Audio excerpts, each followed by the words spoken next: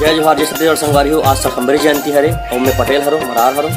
तो आज हमारे दीदी बहनी मन आज भव्य शोभा यात्रा निकाली जिसमें किस्म किस्म के गोभी मूली जितना भी हरा सब्जी खाथन टोकरी में निकाली और साथ ही शाकंभरी भगवान के रैली भी निकली। तो आप मतलब हम दर्शन कराबो। अभी अपन बिल्कुल मौसम में लड़ने बंद है मौसम पर।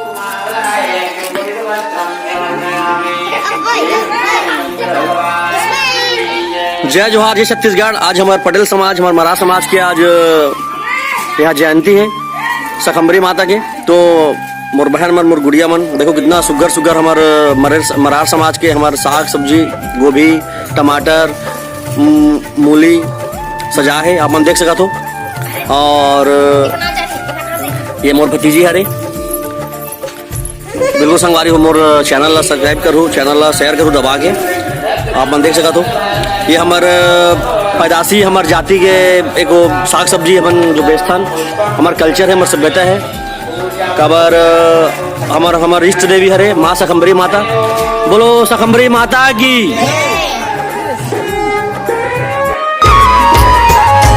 जय जय शाकंभरी मैया दाई करे अचरा के छैहा।